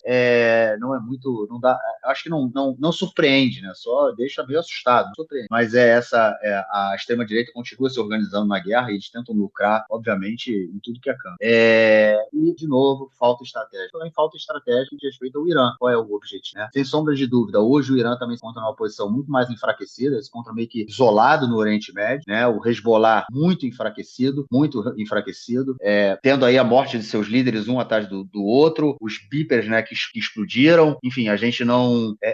enfim, como a gente comentou, né, o grupo entrou em desespero totalmente, e eu acho que isso deu muita força para Israel continuar, inclusive botar pressão no Irã, né, porque tá completamente isolado. E aí, já entrando na questão do Irã, eu acho que a gente hoje, enfim, é muito complicado de saber, porque o governo israelense está nessa postura aí aí de bonecão do posto, né? De achar que, meu irmão, vai para cima a todo custo e tá pancando todo mundo mesmo e vai para cima estourando o que tiver que estourar. Se der na cabeça, eu acho que de acordo com grande parte do governo israelense, da extrema-direita e tudo mais, por eles já destruiriam o sistema nuclear iraniano, o projeto nuclear iraniano, eles veem essa maior oportunidade, acredito que até, enfim, grandes setores do alto escalão do governo, o Gallant e tudo mais, possam ver nesse momento essa grande oportunidade de fazer isso que o Netanyahu vem anunciando que queria fazer já há muitos anos, né? Mas eu acho que a gente pode estar entrando em mais uma guerra de atrito, da mesma guerra que a gente tinha com o Hezbollah até o caso aí dos pagers, estarem a explodir. Aquela guerra em que os dois lados tentavam não avançar muito, tentavam no bombardeio, os bombardeios eram sempre próximos ali à região fronteiriça, tanto do lado de cá quanto do lado de lá, até que a coisa foi saindo do controle, Israel foi chegando mais na região de Beirute, o Hezbollah começou a atacar mais fundo, e aí o caso dos pagers degringolou o negócio todo, e aí a guerra de atrito ela passou por um outro nível, ela deixou de ser guerra de atrito. Eu acho que a gente pode estar se aproximando de uma guerra de atrito com o Irã, ou seja, Israel não vai conseguir o apoio internacional para fazer um ataque que possa exigir do Irã uma retaliação muito, muito, muito forte, que poderia desencadear uma guerra de maiores proporções, mas a gente pode estar, por conta dessa pressão que Israel vem sofrendo, se aproximando de um momento em que Israel vai sim fazer operações no Irã, obviamente, sejam cibernéticas ou outros ataques diretos, mas que não exijam do Irã uma retaliação desproporcional, vamos dizer assim. Então, a gente pode... o ataque do Irã, né, foi na semana passada, foi na segunda-feira da semana passada, não, terça-feira da semana passada, já completou uma semana, a gente não sabe quando vai sair esse ataque israelense, vamos supor que daqui a alguns dias, ou seja, 10 dias depois do ataque iraniano a gente tem o ataque israelense, aí daqui 2 semanas depois a gente pode ter um ataque iraniano e 2 semanas depois um ataque israelense, e a gente ficar nesse indo e vindo aí, de 2 em 2 semanas, ou um pouco mais ou menos, como essa guerra de atrito que Israel teve com o Hezbollah até o momento. Eu acho que essa é uma possibilidade, né? Que, enfim, mantém os dois países ali acordados, mantém os próxios acordados também. Enquanto isso, Israel vai enfraquecendo o Hezbollah, continua bombardeando o grupo, continua bombardeando o sul do Líbano. Talvez em um determinado momento o governo fale: opa, agora a gente pode fazer uma guerra com o Irã e o norte de Israel não está mais sob perigo, é um perigo muito forte. Então a gente, no caso, poderia avançar para essa guerra com o Irã sem preocupar com a frente interna aqui no norte. Enfim, é uma possibilidade. Eu acho que a gente pode estar realmente se aproximando dessa guerra de atrito, porque hoje eu não consigo, até um determinado momento a gente afirmava, né, que Israel não estava interessado numa guerra com o Irã, Israel não queria escalar, da mesma forma que a gente falava que Israel não queria escalar também com o Hezbollah. Hoje eu não sei mais se Israel não quer escalar com o Irã, não tenho mais essa resposta, não tenho mais essa certeza, né? Até um determinado momento eu tinha, hoje em dia eu acho que, para mim, pelo menos é muito difícil fazer essa afirmação. Então eu acho que é possível que a gente esteja chegando aí a uma guerra de atrito. Ataca dali. Vamos ver como é que as coisas vão acontecer. Bom, João, antes da gente entrar em Gaza, cara, vamos continuar ainda na questão do Líbano, porque há novas informações aí sobre o caso da explosão dos pagers, né, do Hezbollah, que foi quando o negócio degringolou de vez. Aparentemente, há informações de que esse plano já vinha sendo trabalhado há muitos anos e que pode ser que esses pagers já estivessem, né, ali, vamos dizer assim, bugados há bastante tempo. Pois saiu uma reportagem do Washington Post baseada numa investigação que eles fizeram basicamente com conversas com membros de alto escalão de Israel, dos Estados Unidos e dos países árabes. De acordo com essa investigação, eles enviaram esses aparelhos para o Líbano 2 vezes. A primeira vez em 2015. E esses aparelhos que eles mandaram desde 2015, que explodiram, eles mandaram 2 levas, uma em 2015 e uma em 2023. Então, os aparelhos que explodiram, alguns estavam com explosivos há quase 10 anos. Eu acho que nesse caso, o mais provável é que tenha sido os Octop. Os pagers foram os que foram mandados no ano passado. Eles foram explodidos à distância, como a gente imaginava, mataram 4.450 pessoas, e os pagers realmente entraram no Líbano poucos meses antes do ataque feito no dia 17 de setembro de 2024. Os pagers eles foram oferecidos para o Hezbollah por um preço muito bom por uma representante da empresa Apollo, Apollo, uma representante para o Oriente Médio da empresa Apollo, que aparentemente era uma agente do Mossad, e mostravam que, enfim, que a bateria era melhor e que ele era intransponível e difícil de ser intermediado, e eles chegaram com as baterias contaminadas pelos explosivos. A empresa taiwanesa, a matriz, de fato não sabia dessa operação. Eles só deram a licença para essa empresa criada pelo Mossad para poder produzir esses pagers com os explosivos, enfim, tendo a licença da matriz para fazer isso. A quantidade de explosivos colocada em cada aparelho foi uma quantidade muito pequena, praticamente invisível, a olho nu. Alguém que investigasse aquilo sem ser um grande especialista dificilmente descobriria. E o Hezbollah, membros do Hezbollah, especialistas do Hezbollah, desmontaram alguns pagers para averiguar isso e não conseguiram encontrar os explosivos. E eles foram programados de uma maneira que a pessoa, para usar o pager, tivesse que usar as duas mãos. E isso aumentava o grau de ferimento deles quando eles fossem explodidos. Eles podiam perder duas mãos em vez de uma, podiam ter outros ferimentos no braço e etc. Então, enfim, sem as duas mãos, a percepção de Israel, no caso, é que os membros do Hezbollah não poderiam mais atuar de forma alguma, pelo menos do ponto de vista prático, né, com armas na mão. Perdendo uma mão só, eles ainda tinham algum uso militar, sem as duas mãos nenhum. Como foi feita a explosão? Os membros do Hezbollah receberam uma mensagem criptografada e eles tiveram que pegar o pager para abrir com as duas mãos e aí ele explodiu. Um minuto depois, os outros pagers explodiram dos membros que receberam a mensagem criptografada e não pegaram o pager. Então elas explodiram nos bolsos deles, provavelmente, ou em outras regiões que tivessem armazenados, mas não nas mãos. Enfim, primeiro explodiram somente os pagers de quem acionou a mensagem criptografada, depois decidiram explodir todos os outros. A decisão, ela foi tomada, segundo essa investigação, no dia 12 de setembro. Ali foi levantada a possibilidade dessa explosão ser feita, e a discussão no gabinete em Israel foi sobre fazer ou não, sabendo que isso ia escalar o confronto e podia envolver, inclusive, a participação do Irã. Alguns ministros foram contrários. O Mossad acreditava que a operação tinha que ser feita logo, porque eles estavam começando a receber indício de que os membros do Hezbollah estavam suspeitando que aqueles pagers pudessem ter alguma contaminação israelense. E aí, no dia 17, a decisão foi tomada, apesar de não ter sido unanimidade na reunião de gabinete, a gente não sabe quem foi a favor e quem foi contra, mas a decisão foi tomada e os pagers foram explodidos. A matéria completa está no Washington Post. Isso que eu dei agora foi um resumo que saiu no jornal Haaretz, mas quem tiver acesso ao Washington Post pode ler a matéria completa, que é bem mais longa do que o que a gente teve acesso aqui em Israel. Nosso amigo Eduardo Ravê me ofereceu até o acesso à matéria, mas, enfim, eu não tive tempo de ler, então agradeci, mas não li ela inteira. Se alguém quiser acrescentar alguma coisa que não foi falada aqui agora, sintam-se à vontade, a gente acrescenta no próximo episódio. É isso, vamos para Gaza, João, mais uma frente aí. Gaza, a situação esquentou mais a semana, o bicho continuou pegando. Tivemos aí o início da Operação Alufim, a operação dos grandes generais, a operação dos campeões. Aluf tem várias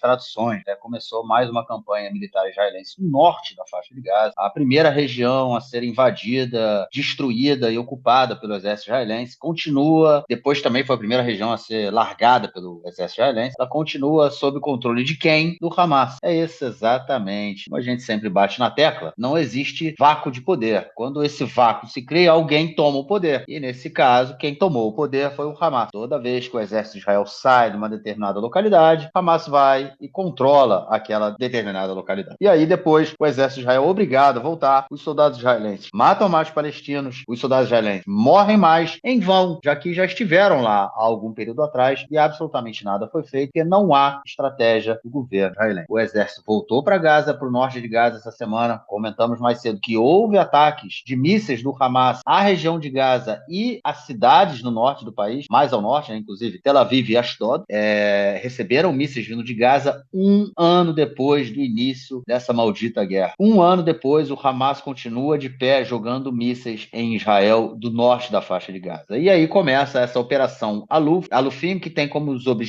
objetivo principal esvaziar de vez o norte da faixa de Gaza. Calcula-se hoje que há entre 250 e 300 mil pessoas ainda vivendo ali. Parte delas voltaram desde o início da guerra, outra parte se manteve na região, não, porque não tinha possibilidade de sair. E agora o que o exército quer é esvaziar completamente o norte da faixa de Gaza. E aí, aqueles piromaníacos, loucos, fascistas, o que eles querem é colonizar o norte da faixa de Gaza. Mas, verdade seja dita, João, se o exército conseguir esvaziar mesmo, vai ser muito difícil segurar essa rapaziada. E aí, cara? Gaza. Cara, não vou acrescentar muito, não. Só vou dizer duas coisinhas. Primeira, Netanyahu decidiu mudar o nome da guerra para Milhemet Akuma, que é a guerra da existência, mais ou menos isso, né?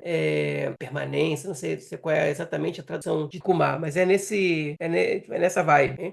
Ainda não foi aceito isso, né? Assim que, enfim, essa é uma decisão que tem que passar pelo gabinete e tal. E eu acho que não vai pegar, mudar a guerra no meio do caminho. Kumar, a guerra da ressurreição, digamos assim, né? Esse é o termo que é Renascimento. Renascimento. Pois é. É. Uma coisa assim, a Guerra do Renascimento. Óbvio que ele quer significar essa guerra diferente porque ele quer ser o líder da Guerra do Renascimento de Israel. É. Mas ele não consegue nem acabar com o Hamas ali na faixa de Gaza. Então, Ele consegue é porque o não quer, na líder verdade. ele é o responsável pelo maior massacre da história do país. Ele é o culpado. Ele é o culpado, cara. O líder é o culpado. Mas enfim, o fato é que a gente segue em Gaza e os reféns seguem em Gaza também. Os palestinos seguem em situações subhumanas. E os reféns também, aparentemente pior do que estavam antes. As informações que a gente tem recebido ultimamente é que reféns perderam até 20% do seu peso corporal nos últimos tempos, que as condições pioraram muito, eles não são mantidos em apartamento, já não vêm mais à luz do sol, já não podem mais sair. Depois que Israel fez as operações de libertação, eles começaram a sofrer mais maus tratos do que antes. Alguns não estavam sofrendo tanto, enfim, outros já estavam e começaram a receber mais que antes.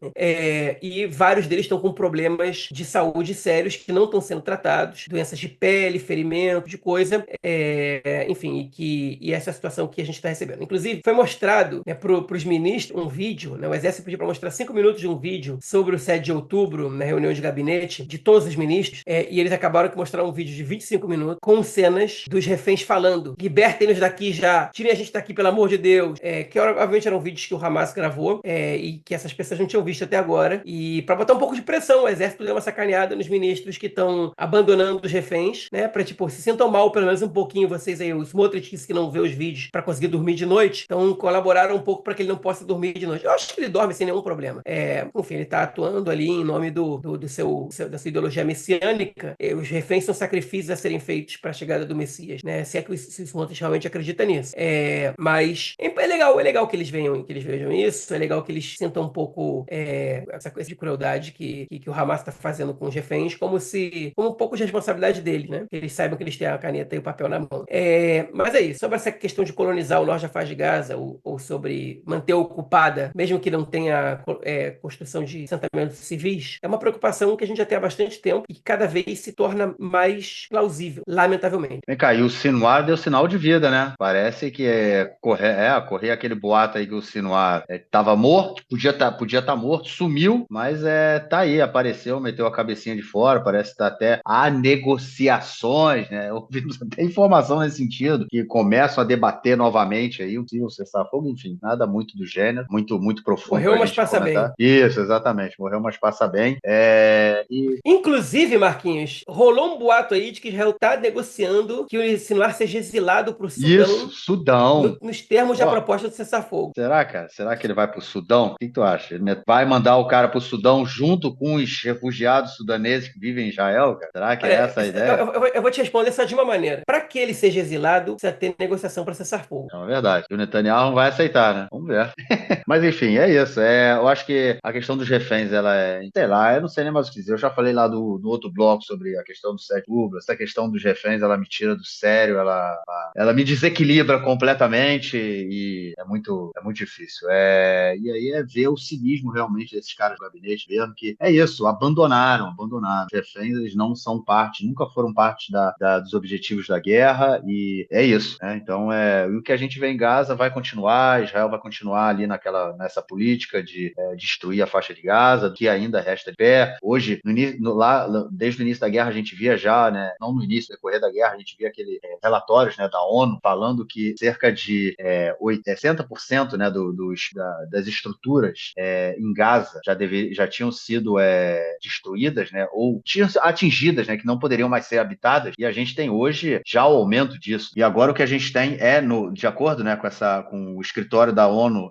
de assuntos humanitários, né, cerca de 87% das casas foram destruídas ou severamente danificadas. 87% das casas da faixa de Gaza. Ou seja, a gente tem aí quase 2 milhões de pessoas desabrigadas, sem casa, sem água, comida, sem teto, saúde, sem educação. Isso já há um ano. Isso já há um ano. Está entrando mais um inverno. No inverno passado a gente falou, não tinha combustível. O frio, obviamente aqui não é o frio de congelar, mas é frio, né? Chegamos aqui a temperaturas de 5 graus, 4 graus. A faixa de Gaza, ela fica no mar, né? O que é mais frio ainda. Então, assim, a gente chega mais ainda nesse período, mais uma vez nesse período do inverno, e a situação fica muito difícil. Mais uma vez comentando aí sobre a questão da alimentação, né? Da entrada de caminhões, na verdade, na faixa de Gaza, o número vem diminuindo a cada mês. Em maio, a gente teve uma média de 88 caminhões entrando por dia. Em junho, 81. Em julho, 80.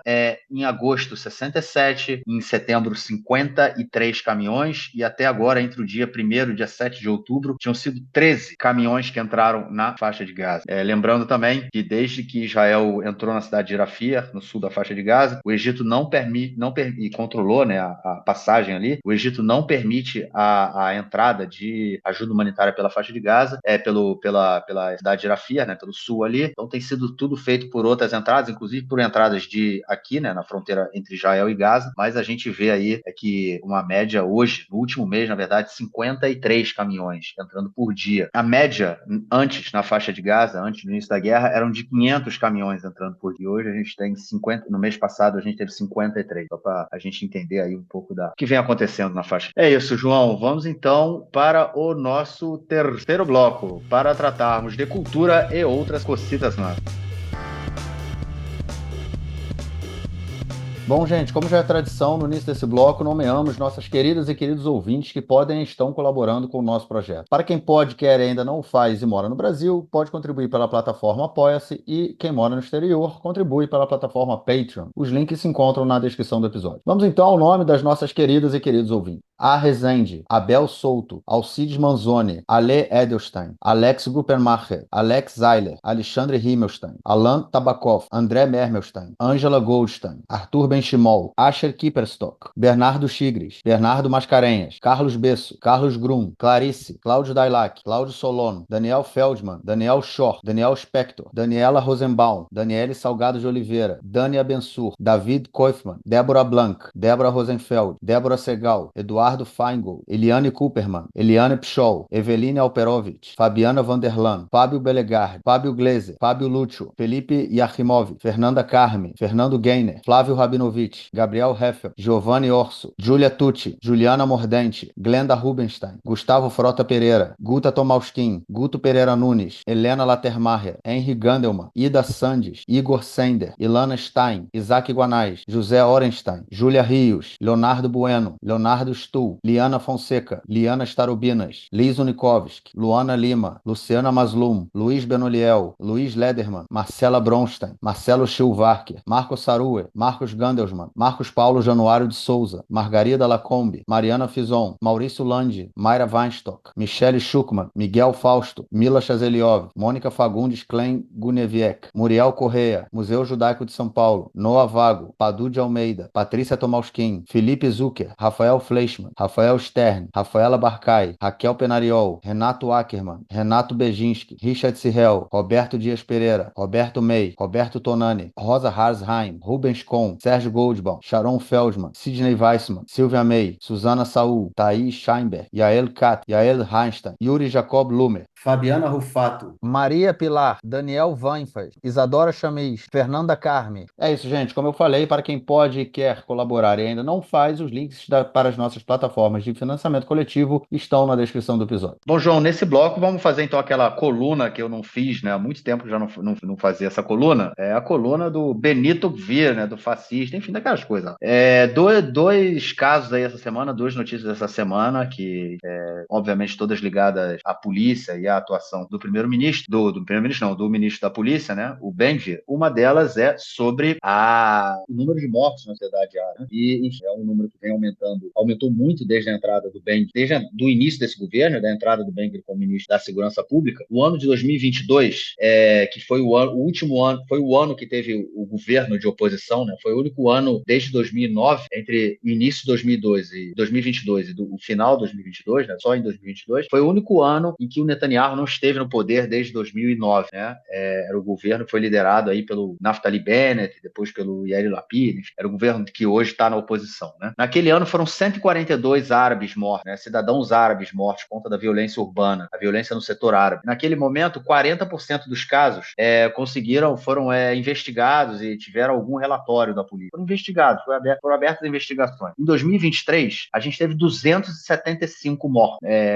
por conta da violência no setor árabe. Ou seja, quase dobramos o número de 142 para 275. E a investigação da polícia caiu para 28% dos casos. Somente 28% dos casos tiveram ali algum relatório, alguma coisa, tiveram alguma investigação e algum relatório foi produzido, né, sobre o que tivesse acontecido. Ou seja, a gente sobe o número de mortos e a gente diminui o número de investigações. E o mesmo está acontecendo esse ano. A gente tem até agora 196 mortos no setor árabe por conta da violência urbana e nesse ritmo a gente pode chegar aí até 260 até o final do ano, só para vocês entenderem o absurdo. A gente está aí há 2 meses e meio, um pouquinho mais, né? 2 meses e meio para o final do ano, e se a gente continuar nesse ritmo, a gente ainda pode ter mais de 60 pessoas mortas. Só para a gente ver o absurdo disso tudo. Pode ser, possivelmente a gente ainda vai ficar um pouco mais abaixo do que a gente ficou no ano anterior, número de mortos, porém, o número de pesquisa, né, o número de investigação e de casos que têm sido investigados pela polícia também diminui, e a gente tem hoje 25% somente dos casos, dos 196 árabes, cidadãos árabes que foram mortos até hoje, esse ano, somente 25% dos casos foram investigados pela polícia e receberam algum tipo de relatório, tiveram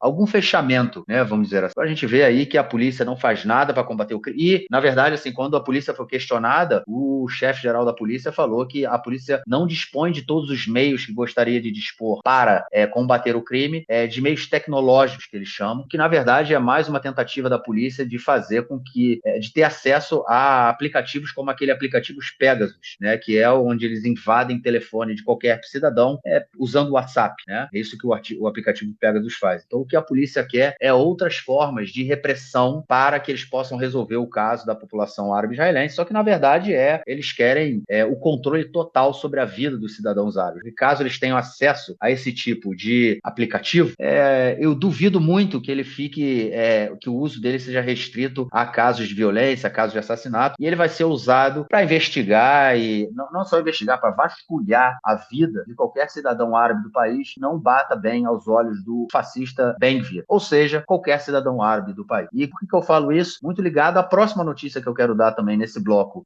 do Ben-Gvir, que é sobre a professora madrihá, né, que é a instrutora, chamada Initzar Hijazi. A Initzar é uma professora da cidade de Nazaré, no norte do país, vizinha do João, inclusive, né, relativamente ali perto ali da região norte do país, né, onde você mora. Não, pô, 1 hora da minha casa, Uma quase. hora, Nazaré, 1 hora da tua casa? 50 minutos. Pô, Nazaré é então é mais longe. meu vizinho, então, do que dela, pô. Então, tá longe da casa do João, tá bom. Pô. Fica no norte, né? Fica no norte, a gente vai falar. Enfim, fica na Galileia, não fica na Galileia? Tudo Galileia, pô. Tu mora na Galileia, Nazaré na Galileia, tudo na Galileia.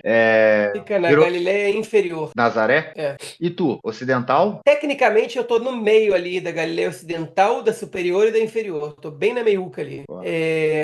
Tecnicamente, onde eu moro é inferior, só que é inferior pro Ocidente. Nazaré é pro Oriente, mas a verdade é que não é tão longe, mas demora quase 1 hora para chegar, porque as estradas não são simples para aquelas montanhas ali. Nazaré é quase no Vale do Jezreel, né? Tipo, é quase, É. quase ali. Enfim, a professora Intezar Hijazi, ela foi presa pela polícia na segunda-feira, dia 7 de outubro. Na verdade, hoje é quarta, exatamente, quarta-feira de outubro. E ela, pelo seguinte, ela republicou um vídeo que ela fez no TikTok há 1 ano atrás, no dia 7 de outubro de 2023, e ela dançava no vídeo. Só que esse vídeo ela fez antes, né, das pessoas saberem o que estava acontecendo aqui ainda, no dia 7 de outubro. Né? A gente acordou naquele caos todo.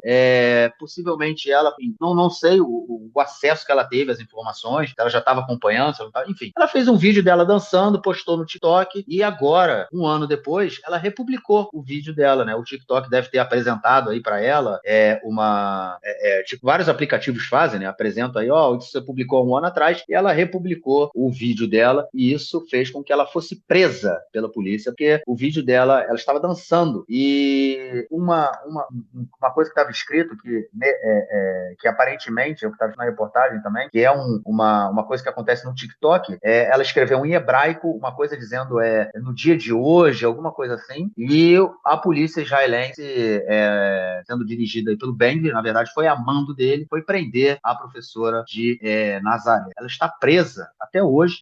Ela, no caso, ela foi presa no caso, ferindo a lei de liberdade de expressão, só que para que uma pessoa seja presa por isso, a polícia precisa da autorização da procuradoria. Isso não aconteceu, ela foi presa sem a autorização da procuradoria. A polícia pediu pro juizado, uma semana de prisão para que ela pudesse começar as investigações. O juizado falou 3 dias para que a polícia apresentasse alguma prova. Ela continua presa, ela não foi solta. Os pais dela foram, inclusive, hoje levados para prestar depoimento e foram perguntados qual a posição política da professora. Olhem só o nível da parada, a perseguição que eles estão sofrendo. Foram perguntados sobre a posição política da professora. E hoje espero mais prisão política feita pelo Ben-Gvir. Não só isso, o Ben-Gvir foi o primeiro a anunciar a prisão dela. Não foi a polícia, não foi absolutamente ninguém. Por quê? Porque ele deu a ordem. Não dá para o ministro ficar dando ordem para a polícia prender pessoas. E aí, meu amigo, é a milícia do Ben-Gvir, que é o que a gente vem anunciando aí há tanto tempo, e é só um caso atrás do outro, né? A polícia de Israel hoje é uma milícia a serviço do ministro da Segurança Pública, que é um fascista. Então a gente está hoje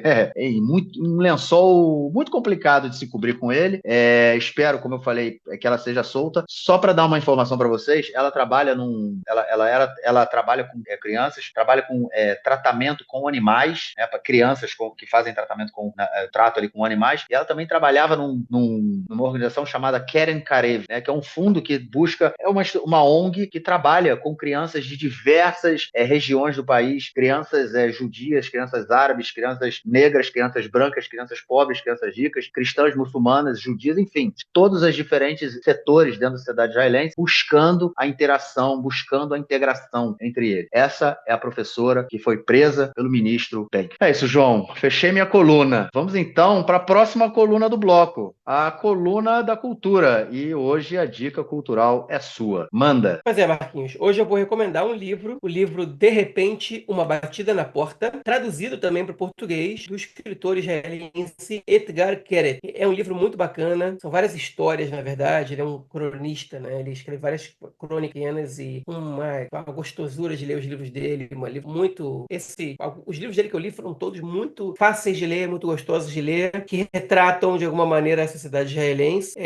Enfim, e com seus olhos, ele não esconde isso. E você não sabe quando ele está misturando autobiografia e quando é totalmente ficção, ou se é uma autobiografia ficcional. Enfim, muito legal. Bom, já que eu tô nessa, eu vou recomendar também o outro livro dele que foi traduzido em português, que é Os 7 Bons Anos. E são 2 livros muito legais. E esses 2 eu li em português antes de eu aprender hebraico o suficiente para ler em hebraico. Então, tá aí. Estão aí em português esses livros e eu recomendo bastante. Etgar Keret, o nome do autor, 7 Bons Anos e, de repente, Uma Batida na Porta. Leiam, vocês depois vão me agradecer por isso, pela recomendação. Não porque é algo que eu tenha feito, porque o cara é muito bom mesmo. É isso. Ô, João, de acordo com a nossa pauta, ficamos por aqui, cara. Algo mais a declarar? Nada mais a declarar para quem jejua em Yom Kippur, que é o dia do perdão, Mar Hatimat Tová. E Um para bom quem não perdão, né? jejua, pois que seja escrito no livro da vida, como se deseja. É isso. E para quem não jejua também, eu desejo mesmo, ainda que eu não acredite em livro da vida. Mas é isso, pessoal. E vocês tenham um jejum leve, como se recomenda também aqui. Enfim, acho que é isso, né? Não tem mais Ô, João, nada para dizer. eu queria te dar os parabéns, cara, porque eu ia esquecer de novo de falar de festa. Eu Pois não ia e para lembrar, quem não, cara. e sabe que a gente está falando de Yom Kippur agora? Eu quero só fazer um comentáriozinho pequeno de uma coisa que saiu hoje que tinha acabado deixando passar. Os poucos que estavam com a gente antes do 7 de outubro, porque a gente aumentou nosso número de ouvintes mais de 5 vezes desde então, os 20% que escutam a gente hoje, que estão com a gente até lá, talvez lembrem, mas os outros 80% dificilmente vão saber desse fato. No ano passado, em Yom Kippur, e você pode estar perguntando, peraí, mas Yom Kippur foi antes do 7 de outubro? Foi o calendário judaico, ele é um calendário solar e lunar ao mesmo tempo, então as datas são móveis. Só a cada 19 anos que as datas se repetem na mesma data do calendário gregoriano, exatamente. Mas enfim, então o que eu vou com isso é o seguinte: no ano passado, em Yom Kippur, que foi antes do 7 de outubro, um Garin Torani, que é uma organização dessas de extrema-direita que tenta. São os colonos dentro do lado esquerdo do muro, né? Que tentam transformar regiões seculares ou árabes em regiões religiosas à base de ir morar nesse lugar e tornar a vida das pessoas ali insuportável se você não for parte desse grupo. Basicamente é isso que eles fazem. Eles decidiram realizar uma cerimônia de Yom Kippur no centro de Tel Aviv, numa praça pública. E essa cerimônia, como eles são ortodoxos, ela deveria separar homens e mulheres. Acontece que a lei municipal de Tel Aviv, ela proíbe a separação, a coerção, a separação não voluntária de homens e mulheres em evento. Ou seja, se mulheres quiserem estar do lado específico no espaço público, elas podem estar e ninguém pode impedir elas de estarem. E a mesma coisa vale para os homens, embora em geral quem é afastado nesse momento são as mulheres. Por exemplo, as mulheres não podem participar das rezas. As rezas são feitas só pelos homens, né, nas cerimônias ortodoxas de maneira geral, quase sempre. Aqui em Israel, quase sempre. Enfim, e aí a prefeitura de Tel Aviv negou a essa organização o direito de fazer essa cerimônia separando homens e mulheres no espaço público. É o seguinte, quer fazer na sinagoga? Vai lá e faz. Na praça pública, a lei municipal nega. E aí, eles compraram a briga e foram fazer isso mesmo assim. E muitos habitantes de Tel Aviv foram lá e acabaram com a reza. E são pessoas que não teriam problema com a reza, mas falaram, a gente não vai admitir que na nossa cidade, o último bastião da vida secular em Israel, pelo menos simbolicamente falando, venham os ortodoxos aqui e desrespeitem a lei e fique por isso mesmo. Esse caso foi uma polêmica danada, caiu mal pro público secular, né? Foram chamados de radicais, porque, enfim, atrapalharam a manifestação religiosa dos outros, etc e tal. Enfim, o que eu vou com isso? Eu tô falando desse caso agora. Porque esse ano, esse grupo foi até... eles, obviamente, tiveram seu direito negado outra vez pela prefeitura de Tel Aviv, e eles foram até a Suprema Corte de Justiça. E a Suprema Corte de Justiça disse que eles podem realizar essa cerimônia separando homens e mulheres. Então ela vai acontecer esse ano, com uma missão legal. E aí, o prefeito de Tel Aviv, Ron Huldai, disse o seguinte: a Suprema Corte de Justiça deu um passo para aumentar ele foi Hadirat Nashim, a proibição das mulheres de ocuparem os mesmos espaços públicos que os homens. No entanto, a decisão foi tomada e eu vou cumprir, o ato vai acontecer. Isso é a esquerda, entre aspas, em Israel, sendo republicana. Apesar de eu discordar, o Levin não convocou a comissão para nomear o novo presidente da Suprema Corte, mas o prefeito de Tel Aviv obedece à decisão da Suprema Corte. Okay? Lamentável a decisão da Suprema Corte de contrariar a lei municipal da cidade, num caso que a liberdade religiosa. A religião é algo privado. Se você deseja realizar uma cerimônia privada que vai contra a lei municipal, aí você deve realizar no lugar privado. Se você quer fazer no lugar público, tem que obedecer à lei municipal. Mas, lamentavelmente, a Suprema Corte preferiu evitar problemas e escolher as brigas que eles querem lutar e decidiram não brigar nessa aí para ter mais credibilidade na próxima decisão que eles tomarem perante o público mais conservador. Eles ainda não entenderam que a extrema-direita não tá nem aí para se eles dão uma decisão ou 3 ou 1000 decisões favoráveis a eles. Quando não for favorável a eles, eles vão incitar contra a Suprema Corte da mesma maneira. É a burrice republicana da esquerda liberal que não entende que a extrema-direita não tem interesse em coexistir com essas pessoas. Eles querem